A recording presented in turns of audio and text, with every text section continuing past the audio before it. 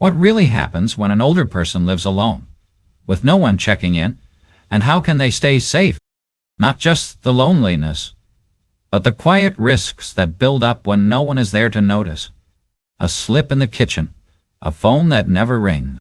It's a hard truth that many seniors face as they grow older, sometimes outliving their friends, their spouses, or even their children's availability.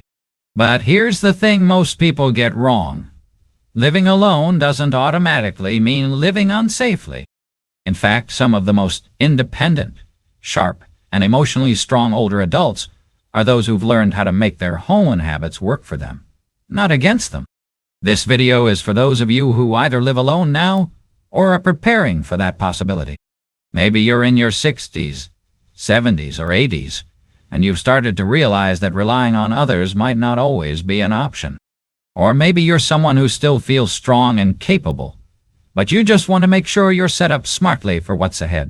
Today, we'll go over 5 specific things that heart surgeons, geriatric experts, and real-life seniors consistently do to stay safe, steady, and supported while living solo. Each one of these tips can make a major difference, not just in how long you live, but in how well you live.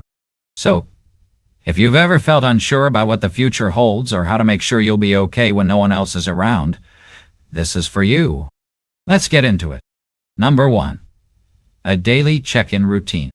One of the first things that separates safe, independent seniors from those who struggle is a simple habit, having a reliable daily check-in routine. It's not about giving up your independence. It's about quietly building a safety net that works in the background. Many older adults live alone and want to preserve their privacy. But what happens if you fall, get dizzy, or just forget to take your medication one morning? Without some kind of check-in, a small issue can become a serious emergency. Now, this doesn't mean you need someone to come by your house every day. A short phone call, a quick message, or even a visual signal like opening a curtain at a specific time can let someone know you're up and active. Some communities even set up buddy systems where neighbors just glance at each other's windows or flags each morning. It takes less than 30 seconds, but it can mean everything. Let me tell you about Harold, an 82-year-old retired school principal who still lives in the same home he's been in for 40 years. He's sharp, strong, and proud. But he also knows that living alone comes with risks. Every morning by 9:00 a.m., he sends a simple good morning text to his niece. If she doesn't hear from him by 10:00, she gives him a call.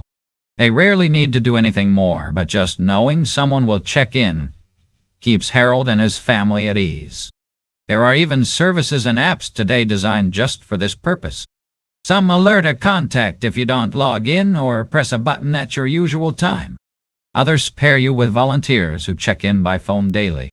It's not about overmanaging your life. It's about creating a rhythm that quietly supports your safety without taking anything away from your dignity. This small act, setting up a check-in routine, is something anyone can do. It doesn't matter if you're in your 60s, 70s, or even late 80s. And it's not a sign of weakness. It's a sign of wisdom. Because the truth is, strong people don't avoid backup plans. They make sure they have them. Number 2. Fallproofing your space. Most serious injuries among older adults don't happen outside. They happen right at home. And more often than not, it's not because someone is frail. It's because the space hasn't been updated to match how their body has changed. Your home may be full of memories, but it might also be full of hidden hazards, rugs that slide, cords that tangle near your feet, chairs that are just a little too low, or light switches that make you stretch and strain. These small things don't seem dangerous until the moment they are. Take Carol, a 77-year-old woman who used to host church gatherings in her cozy living room. She knew the layout like the back of her hand. But one winter evening, she stepped on a throw rug that had curled at the edge. She lost her balance and broke her hip. That one fall cost her 5 months of recovery and ended her ability to drive. And all of it happened in less than 3 seconds. Now, fall proofing isn't just about adding grab bars in the bathroom. It's about creating a space that moves with you, not against you. That means making sure the lighting is soft but strong enough, that your bed isn't too high or low, that walkways are clear, and that items you use daily, like dishes, towels, and medications, are within easy reach, not tucked away in high shelves or deep drawers. One of the most effective things you can do is take a slow walk through your home, as if you were guiding a guest who had trouble walking. What would they trip on? What would make them hesitate? That's what you need to fix. Another overlooked detail: the shoes you wear indoors. Many seniors walk around in socks or slippers with no grip. That's like walking on ice. Invest in house shoes with rubber soles. Your feet and balance will thank you. And don't forget the bathroom. It's the most common place for serious falls. A non-slip mat, inside and outside the tub, a sturdy grab bar near the toilet, and a bath bench for anyone with balance concerns can completely change your safety at home. People sometimes think I'm still healthy. I don't need all this yet. But fallproofing isn't something you do after you fall. It's what you do to prevent it from ever happening. If you're still watching this video and finding these insights valuable, please comment number 2 below to let me know you're here. And if you haven't subscribed yet, I recommend you subscribe and turn on the bell so you don't miss any videos. Your support helps us continue creating good content to inform and inspire you. Now, let's move forward. Number 3. Regular health check-ins with yourself. One of the most powerful tools you have when living alone is something no one else can give you: your own awareness. But here's the truth. Most people don't realize they're slipping until it's already happened. It's not just about scheduling doctor appointments or getting your blood pressure checked once a year. It's about learning to listen to your body and track what feels normal for you and what doesn't. This becomes your early warning system, and when you live alone, it's more important than ever. For example, if you start forgetting words more often, or suddenly feel off balance, or you're sleeping more than usual and still waking up tired, that's your body's way of asking you to pay attention. These tiny signs are like a whisper, but if ignored, they can become a shout. Bill, 81, used to be sharp as a tack. He lived alone and did fine until one day he forgot to turn the stove off. Then it happened again. Then he left the keys in the freezer. It wasn't until his neighbor noticed the smell of burnt food one evening that someone realized something was wrong. By the time he got help, he'd already slipped into early-stage dementia. A weekly journal or checklist, one where you write how you're feeling physically, mentally, emotionally, could have caught it much earlier. Another area to monitor is your appetite and weight. If you're skipping meals or losing weight without meaning to, that can be a sign of underlying illness or even depression. And because no one else is there daily to notice the changes, it's on you to spot the patterns. Try setting up a simple routine. Every Sunday morning, sit down with a cup of coffee and go through 5 questions. Did I sleep well this week? Did I eat regularly and feel full? Did I have enough energy to do daily tasks? Did anything feel off physically? Pain, dizziness, swelling? Did I feel unusually down or anxious? If any of those answers give you pause, it might be time to talk to your doctor or someone you trust. This habit isn't just about catching illness early. It builds confidence. You feel more in control. You start to trust your instincts, and that's something no nurse, no child, no caretaker can replace. Living alone doesn't mean being unaware. It means being in tune. That's what keeps you safe. That's what gives you power. Number 4. Safe and reachable home design. A lot of people think that living alone as an older adult becomes dangerous because of big dramatic events, like a fire, a robbery, or a sudden illness. But what causes the most harm, more often than not, are the little things. A misplaced rug, a drawer that's too high, a slippery floor tile. These things don't just make life harder. They silently chip away at your safety and independence. What makes this especially tricky is that over time, you stop noticing the small inconveniences. That hallway light that flickers? You get used to it. That one step that always cracks or tilts slightly? You learn to adjust your gait. But the problem is, your body doesn't always adjust as quickly as your mind does. Let me tell you about Linda. She was 76, lived alone, and prided herself on keeping a tidy house. But she hadn't updated anything in years. One morning, she got up to make coffee. Her slippers had no grip, and the corner of a throw rug flipped up just enough to catch her toe. She fell hard, and no one found her for hours. That rug, something she saw and walked over every single day, nearly cost her her hip and her independence. So, what can you do? First, simplify. Look around your home with fresh eyes, like a visitor. Are there cords stretched across walkways? Too much furniture in tight spots? Mats or carpets that slide easily? These should all go. Your space doesn't need to be bare, but it should never be tricky to move through, even when you're tired or not feeling your best. Second, lower and lighten what you use most. If you're reaching over your head daily to get a bowl, or stepping onto a chair to grab a towel, that's a red flag. Shift daily used items down to waist or shoulder level. Consider lightweight dishes, easy open containers, and soft closed drawers that don't jam or stick. Third, get the right lighting. As we age, our eyes don't adjust to darkness as quickly. Install motion sensor night lights in your hallway, bathroom, and kitchen, and make sure every stairway, no matter how short, is well lit from top to bottom. Fourth, think about reachability.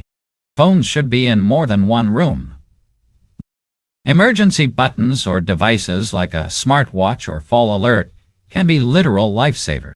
It's not weakness, it's wisdom. Lastly, make your bathroom as safe as possible. That means grab bars, non-slip mats, and a sturdy seat in the shower. These changes may not feel glamorous, but they protect your dignity.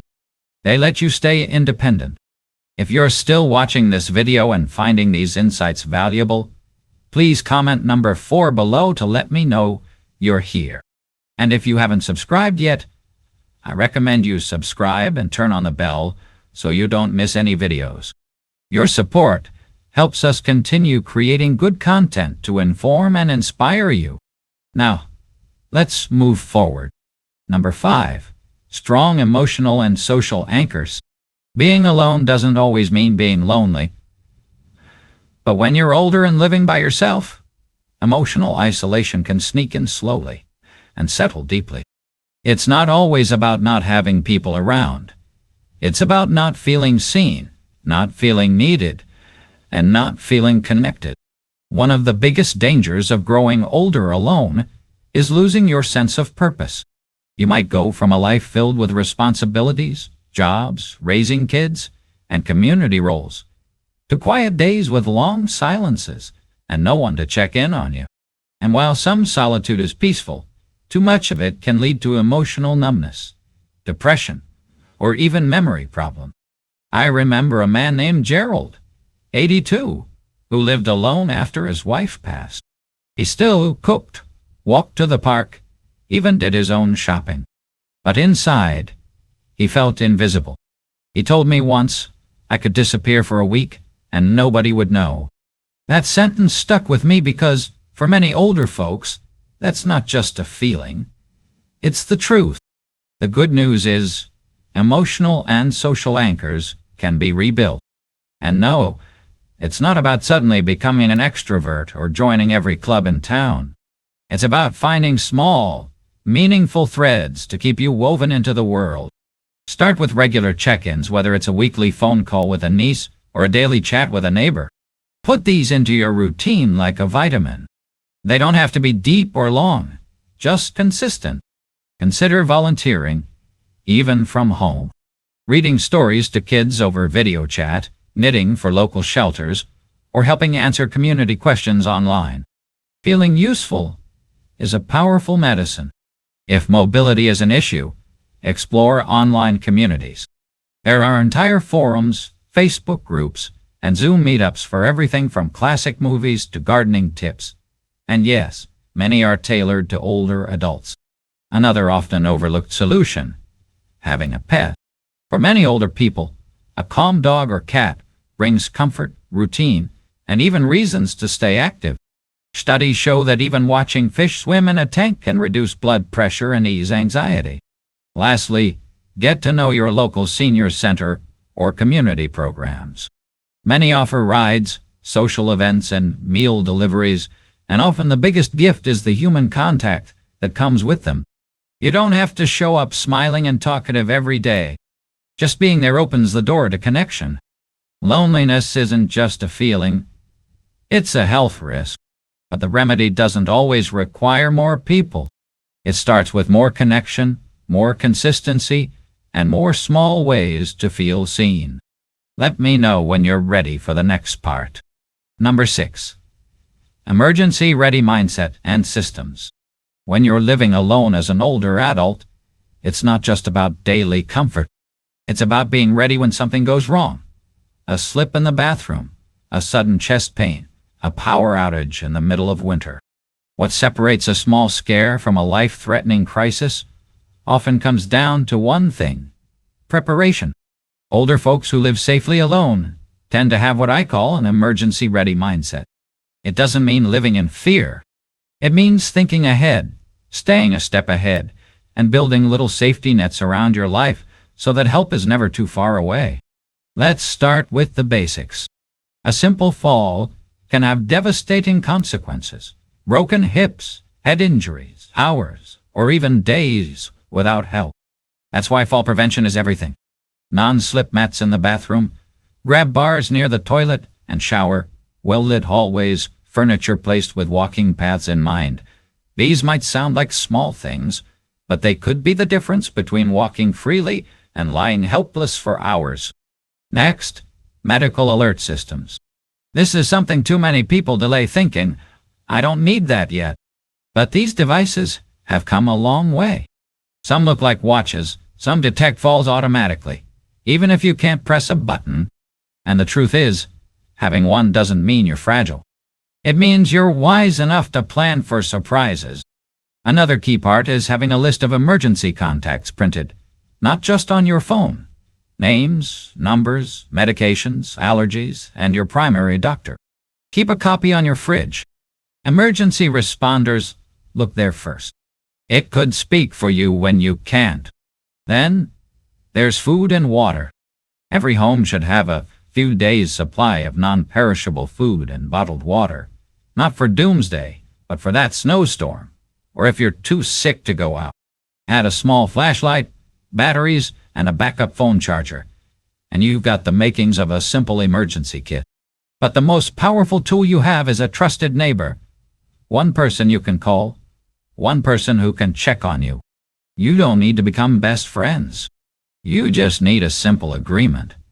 If you don't see me for a couple of days, knock. Or can we check in once a week, just in case? Lastly, mindset. That calm voice inside you that says, I've thought about this. I've prepared. That alone can give you peace of mind and sharpen your thinking if something ever does go wrong. Living alone after 70 doesn't have to mean living at risk. A little forethought can build a world of safety.